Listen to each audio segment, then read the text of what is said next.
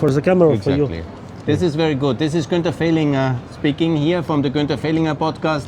We are starting now with this video interviews as well here on site, and I'm here at Stephansplatz in Vienna, and I have a very special guest who directly came from Ukraine now. Iuri just came from Bratislava from before he was in Ukraine, and he is the author of this book for ExRussia, for the dissolution of the Russian Empire. And I welcome you very much, Iuri. You're great that you're here in Vienna for the conference, and please introduce yourself. Welcome, thank you for welcoming, and I am a Ukrainian expert, political analytical, and one of the founder of Ukrainian Studies of Strategic Disquisition Analytical Center. Nowadays, I am too in the Ukrainian military army, but I'm nowadays in vacation, so I go through several European capitals to present our works of our analytical center about investigation of Russian empire situation in Russian regions, and previous history of real enslaved nations who are combined in so-called Russian Federation. Nowadays we will present our projects. First of all, two books. 2 years ago we presented books after conference named Dissolution of the Russian Empire. Show it a little bit clearer. This is the first book which Iuri has co-authored and edited. Yes, I am editor and several authors here about economical, political and military problems in Russia, the dependence of China, the problems with wealth, and the growing of local conflicts, social instability. And this is the second book which Iuri has co-authored. It's about decolonization of Russia. Not only the nations enslaved, but also dependent all enslaved nations and all other Russian different regions. Real history of Russia, because we know that on the European countries, on the USA, and all the world, the main view of Russia history is only Moscow view. That was great, unique Russian history, Russian empire without one nation.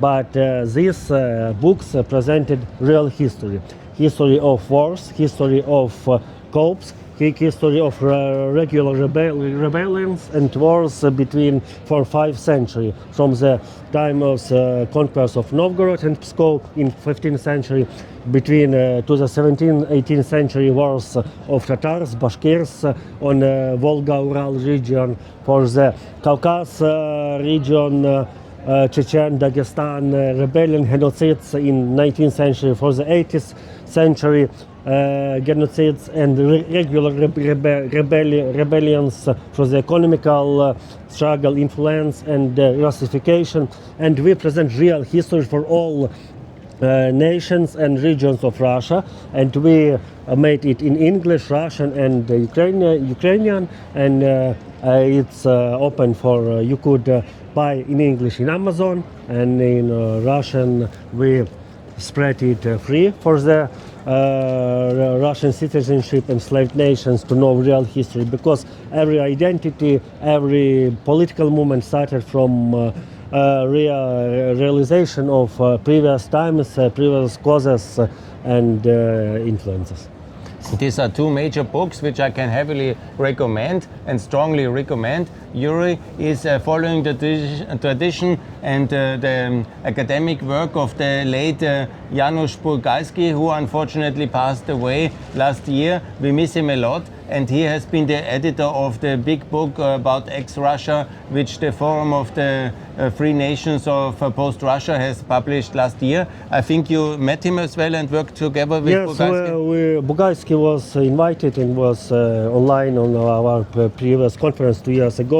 After this conference, we built this book. Very good. And there's also Mr. Mesic from the Slovak Republic. I think he's a good friend of yours. Yes, we worked with him. He was the organizer of my meetings in previous day, and I was previous day in Bratislava, and tomorrow I will be in Prague. I presented his books and speaking about real problems of Russia, how to work, European countries have to work how to defend Russia and how to make your North Eurasia the more space of peace but not of war.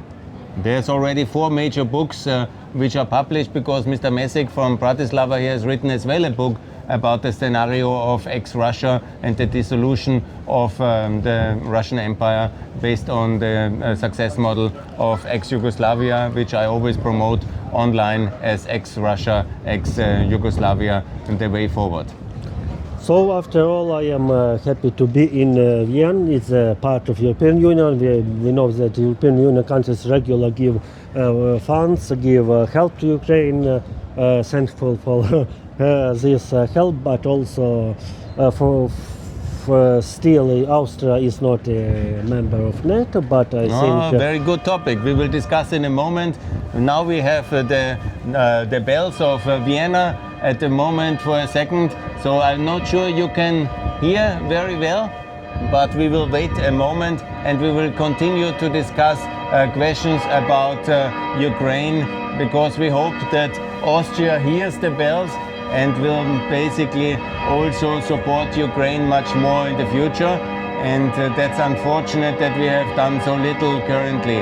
And I'm actually, as you all know, campaigning intensively for Ukraine's future in NATO and Austria's future in NATO, and all the questions attached to it we will discuss in the second part of this interview with Iuri, who just came the long way to Vienna to present his 2 books.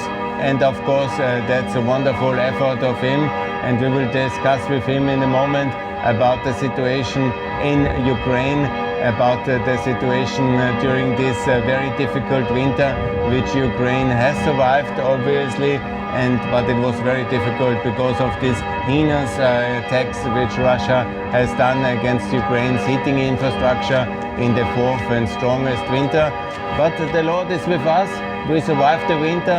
It's now spring in Vienna, and soon it will be also softer temperatures in Ukraine, and there will be victory on the horizon.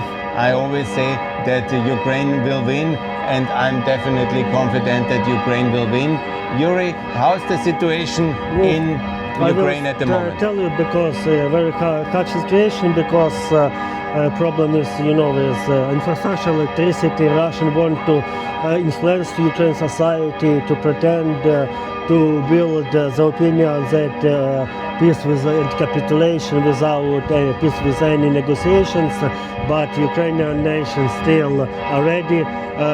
It's hard, it's very tired, but it want to be free and to fight again, because it's other resolution. It's not peace, it's only capitulation, genocides, because several genocides of Ukrainian nation were in 20th century by Russian regimes of Stalin, of Bolsheviks.